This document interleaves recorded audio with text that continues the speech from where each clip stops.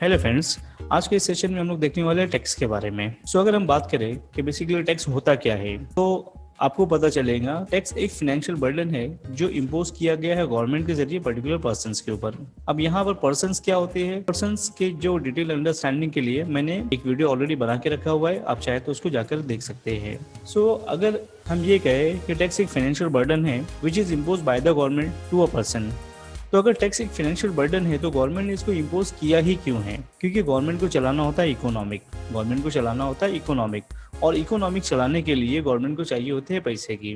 ये पैसे जो है टैक्सेस के जरिए कलेक्ट किए जाते हैं। बट अगर आप ये सोचते हैं कि टैक्स बस एक रेवेन्यू का सोर्स है, मतलब एक सिर्फ पैसे का सोर्स है, तो आप गलत है। गवर्नमेंट टैक्स के कानून के जरिए ऐसे ऐसे बड़े बड़े काम करा ले जाती है कि जिसे आप सोच भी नहीं सकते। जब भी गवर्नमेंट ये कहती है कि हम पर्टिकुलर बिजनेस की इनकम को पर्टिकुलर ईयर्स के लिए एग्जेम्प्ट कर दे रहे हैं या टैक्स फ्री कर दे रहे हैं, तो बहुत सारी कंपनीज ऐसी होती है जो उस बिजनेस को करने के लिए टूट पड़ती है। अगर हम देखें कि 1994 मतलब 1994 में एक टेलीकॉम कम्युनिकेशन कंपनी थी जो थी BSNL। 94 के बाद में गवर्नमेंट ने अनाउंस किया कि जो भी कंपनी टेलीकॉम कम्युनिकेशन बिजनेस में आएंगी, हम उसकी इनकम को पर्टिकुलर ईयर्स तक के टैक्स फ्री कर देंगे या उसको टैक्स में कुछ छूट दे देंगे। तो अगर आप आज देखो तो बहुत सारे आज अगर आप देखो तो मोर देन 20 कंपनी जो टेलीकॉम कम्युनिकेशन बिजनेस के लिए काम कर रही है, like Jio, like Reliance, like Airtel, Voda, idea and multiple companies. Government tax के जरिए ऐसे ऐसे काम करा ले जाती है कि हम सोच भी नहीं सकते। आप भी जानते हैं इंडिया एक एग्रीकल्चर कंट्री है। यहाँ के जो इकोनॉमिक है वो एक वैलिड इकोनॉमिक है। मतलब ये कि यहाँ के जो गरीब है वो बहुत ही गरीब है और यहाँ के जो रिचेस्ट है वो वर्ल्ड के रिचेस्ट में से आते हैं। तो ऐसी इकोनॉमी को चलाना आसान काम नहीं होता। तो गवर्नमेंट जो है टैक्स के कानून के जरिए बहुत सारे बड़े बड़े काम करा ले जाती है। अब अगर हम टैक्स को देखें कि बेसिकली होता क्या है, तो टैक्स दो टाइप के होते हैं। एक होता है डायरेक्ट टैक्स और दूसरा होता है इनडायरेक्ट टैक्स। डायरेक्ट टैक्स जो होता है ये लेविड होता है पर्टिकुलर पर्सन के ऊपर। अब पर्सन क्या होता है, इसकी डेफिनेशन आपको डिटेल में थोड़ा देखना होगा, ठीक है। और जो इनडायरेक्ट टैक्सेस है वो या तो गुड्स पर लगेगा या तो किसी सर्विस पे लगेगा। गुड्स पर मतलब जो भी चीज़ें आप खरीदते हैं, जैसे हो सकता है आप पार्ले जी बिस्किट परचेज कर रहे हो सकता है आपने वॉशिंग मशीन परचेज किया या कोई तीसरी चीज़ परचेज किया, तो वहाँ पे इनडायरेक्ट टैक्स लगता है। इनडायरेक्ट टैक्स एक ऐसा टैक्स है जो देश के पुअरेस्ट पर्सन मतलब गरीब से गरीब इंसान है उसको भी पे करना होता है। जबकि डायरेक्ट टैक्स जो है ये हर किसी को पे करना नहीं होता है। जिसकी इनकम है वो पे करेगा और जिसकी इनकम नहीं है उसको पे करने की जरूरत नहीं है। लेकिन इनडायरेक्ट टैक्स ऐसा देखे कि देश के भीख मांगने वाले से लेकर के रिचेस्ट पर्सन ऑफ इंडिया जो है उसको भी पे करना होता है। अगर हम डायरेक्ट टैक्स की बात करें तो इसमें आता है एक इनकम टैक्स, और अगर इनडायरेक्ट टैक्स की बात करें तो इसमें आता है GST, कस्टम और बहुत सारे मिसलेनियस टैक्सेस जो हमें पे करने होते हैं। जैसे अगर हम हमारी गाड़ी लेकर हम हाईवे से गुजरते हैं तो हमें टोल टैक्स पे करना होता है। आप अगर इलेक्ट्रिसिटी का बिल पे कर रहे हो तो उसमें इलेक्ट्रिसिटी ड्यूटी पे करना होता है। अगर हम लोग अपनी कार, बाइक या प्रॉपर्टी का रजिस्ट्रेशन कर रहे हैं तो वहाँ पे हमें स्टैम्प ड्यूटी पे करना होता है। इतना ही नहीं, आप देखेंगे हमें प्रोफेशनल टैक्स भी पे करना होता है। तो ये जो टैक्सेस है देश के गरीब से गरीब इंसान भी पे करता है। लॉकडाउन के दरमियान में आपने अगर एक वाटर की बोतल परचेज किया तो उसमें भी GST इंक्लूड था। इतना ही नहीं, चिप्स बालाजी वेफर का भी अगर आपने परचेज किया उसमें भी GST इंक्लूडेड था। मॉर्निंग में ब्रश किया, कोलगेट यूज किया, कोलगेट में भी आपने वहां पे GST पे किया है। तो इनडायरेक्ट टैक्सेस जो है ये देश का गरीब से गरीब यानी हर वो नागरिक जो इंडिया में रहता है वो पे करता है। लेकिन डायरेक्ट टैक्स एक ऐसा टैक्स है जो हर किसी को पे करना नहीं होता, ये पर्टिकुलर पर्सन पर होता है और ये उनके ऊपर होता है जिनकी इनकम है, और जिनकी इनकम नहीं है उनको इसको पे करने की जरूरत नहीं होती है, ठीक है। तो आई होप आपको इतना समझ में आ गया होगा कि डायरेक्ट टैक्स क्या होता है और इनडायरेक्ट टैक्सेस क्या होता है। तो अगर हम डायरेक्ट टैक्स की बात करें तो इसमें आता है इनकम टैक्स। अगर आप इनकम टैक्स समझना चाहते हैं तो आपको सबसे पहले समझना होगा इनकम टैक्स एक्ट के बारे में। उसके बाद में आपको मालूम होना चाहिए इनकम टैक्स रूल्स। उसके बाद में आता है गवर्नमेंट के जो नोटिफिकेशन जो टाइम टू टाइम आते रहते हैं। उसके बाद में आता है आपका हर साल का बजट जिसे फाइनेंस एक्ट एनुअल के नाम से जाना जाता है। बाद में गवर्नमेंट बीच बीच में जो सर्कुलर्स आती है तो उसकी क्लैरिफिकेशन, और आपको जरूर मालूम होना चाहिए CBDT है कौन जो इनकम टैक्स को हैंडल करती है। इतना ही नहीं, बहुत सारे कोर्ट के डिसीजंस हैं जो टाइम टू टाइम अपने आप में कानून बन जाते हैं। तो अगर हमको इनकम टैक्स सीखना है तो हमको ये सारी चीजें समझने की जरूरत होती है। तो आइए मैं आपको थोड़ा वन बाय वन कुछ डिटेल में बताता हूँ। तो सबसे पहले होता है इनकम टैक्स। इनकम टैक्स एक कानून है जो हमें ये बताता है कि कौन सी इनकम टैक्सेबल होंगी, कौन सी इनकम पे टैक्स नहीं लगेगा। सारी चीजों की डेफिनेशन, जैसे मैंने आपको बताया पर्टिकुलर पर्सन, तो पर्सन की जो डेफिनेशन है वो कहाँ लिखी है, इनकम टैक्स में। आपकी इनकम टैक्सेबल होंगी, नहीं होंगी, कितना टैक्स लगेगा, कितना टैक्स नहीं लगेगा, ये सारी चीजें बताने वाला कौन है, हमारा इनकम टैक्स एक्ट। जब अगर आपकी इनकम पे टैक्स पेबल आ रहा है, इसके बाद में आता है income tax rules. Income tax rules क्या होता है, सपोज इनकम टैक्स एक्ट ने बताया कि आपकी इनकम के ऊपर 10,000 रुपीज टैक्स पेबल आ रहा है, तो वो टैक्स पेमेंट जिस फॉर्म के थ्रू करना है, मतलब 280 करके एक फॉर्म आता है, तो जो टैक्स पे करने के लिए जो फॉर्म्स आते हैं वो सारे फॉर्म कहाँ पे रखे हुए, इनकम टैक्स रूल्स के अंदर है। गवर्नमेंट बोलती है टैक्स पे करने के लिए आपके पास में पैन कार्ड होना चाहिए, तो पैन कार्ड का जो फॉर्मेट है कहाँ पर रखा हुआ है, इनकम टैक्स रूल्स के अंदर है। तो इनकम टैक्स रूल्स क्या है कि सारे फॉर्म्स, उसका प्रोसीजर, उसके प्रिंसिपल, वो ये सारी चीजें जो है डिस्क्राइब करता है। इसके बाद में आता है गवर्नमेंट नोटिफिकेशन। गवर्नमेंट नोटिफिकेशन क्या होता है, इनकम टैक्स एक्ट में कोई भी चेंजेस अगर करना है in the middle of year, तो गवर्नमेंट जो है पर्टिकुलर नोटिफिकेशन लेकर आती है और उसमें कुछ जो भी अमेंडमेंट करना है उसको अमेंडमेंट कर देती है और बाद में उसको विड्रॉ भी कर लिया जाता है। मैं आपको एक एग्जांपल से बताता हूँ। अब इनको जानते होंगे ऐश्वर्या राय को। 1994 के अंदर जब इन्होंने मिस वर्ल्ड का खिताब जीता था, तो 94 में गवर्नमेंट ने एक नोटिफिकेशन लाया कि जो भी इनकम मिस वर्ल्ड के खिताब से मिली है इंडिया को, तो वो इनकम को गवर्नमेंट टैक्स फ्री कर देंगी। ठीक है, क्यों? क्योंकि ये कंट्री के ऑनर के लिए इनकम थी। ठीक है, इतना ही नहीं, जब 2009 के अंदर आई होप AR रहमान ने ऑस्कर अवार्ड जीता था जय हो सॉन्ग के लिए, तो इससे जो इनकी इनकम थी या वहां से जो इनको इनकम हुई, तो वो इनकम के लिए गवर्नमेंट ने एक नोटिफिकेशन लाया और उसको टैक्स फ्री कर दिया था। क्यों? ऑस्कर अवार्ड मिलना कंट्री के लिए एक ऑनर की फीलिंग थी, इसलिए गवर्नमेंट ने उसको एग्जाम कर दिया। इसके बाद में आता है फाइनेंस एक्ट, जो एनुअल बजट के नाम से जाना जाता है। आप भी जानते हैं कि हर साल फरवरी में एक बजट आता है जो इनकम टैक्स को चेंज कर देता है। अगर आप ये सोचते हैं कि इनकम टैक्स एक्ट 1961 में जैसा बना था आज भी वैसा ही चला आ रहा है, तो आप गलत हो। 1961 में इनकम टैक्स बना था, लेकिन इसमें हर साल कुछ ना कुछ चेंजेस होते रहते हैं और हर साल ये चेंजेस जो है पर्टिकुलर बजट से जरिए किया जाता है।